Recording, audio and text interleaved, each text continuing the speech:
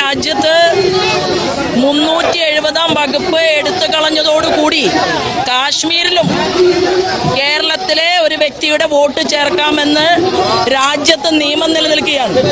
അങ്ങനെയുള്ള ഒരു രാജ്യത്ത് ഞങ്ങളുടെ വിജയം 75,000-ത്തിലധികം വരുന്ന തൃശ്ശൂരിലെ ബഹുഭൂരിപക്ഷം വോട്ടും നൽകി ഭാരതീയ ജനതാ പാർട്ടിയുടെ ഞങ്ങളുടെ പ്രിയങ്കരനായിട്ടുള്ള ലീഡറെ, ജനസമ്മതനായ ലീഡറെ ജനം സ്വീകരിച്ചതിന്റെ ഒരു സന്തോഷക്കുറവുണ്ടല്ലോ, അതിപ്പോഴും വിട്ടുമാറിയിട്ടില്ല. മാർക്സിസ്റ്റ് പാർട്ടിയുടെ കേഡർമാർ ഇല്ലാതായത് ഞങ്ങളുടെ കുഴപ്പം കൊണ്ടല്ലോ. മാർക്സിസ്റ്റ് പാർട്ടിക്ക് ലീഡർഷിപ്പ് ഇല്ലാതായത് ഞങ്ങളുടെ കുഴപ്പമല്ലല്ലോ. മാർക്സിസ്റ്റ് പാർട്ടിക്ക് നട്ടല്ലില്ലാത്ത ഒരു സംസ്ഥാന സെക്രട്ടറി ഉണ്ടായിപ്പോയത് ഞങ്ങളുടെ കുഴപ്പമല്ലല്ലോ.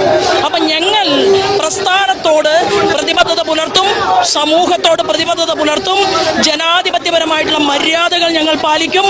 എന്നാൽ വേഷം കെട്ടുമായി വരാനാണ് തീരുമാനമെങ്കിൽ പ്രത്യാഘാതം ഗുരുതരമായിരിക്കും. ഇനി ശ്രീമാൻ സുരേഷ് ഗോപി സംസാരിക്കേണ്ട കാര്യമില്ല.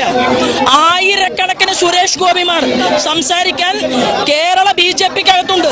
ഞങ്ങൾ തീരുമാനിക്കുന്നവർ ഇതുമായി ബന്ധപ്പെട്ടുകൊണ്ട് സംസാരിക്കുകയും മുന്നോട്ട് പോവുകയും ചെയ്യാൻ പ്രസ്ഥാനത്തിന് ശക്തിയുണ്ട്. ശ്രീമാൻ സുരേഷ് ഗോപി രാജ്യവ്യാപകമായി പണിയെടുക്കുകയാണ്, ജോലി ചെയ്യുകയാണ്. ആ മനുഷ്യനെ വെല്ലുവിളിച്ച് ഞങ്ങളുടെ ഓഫീസിനകത്ത് നിങ്ങൾ ഇവർ കരിയോയിൽ ഒഴിച്ചാൽ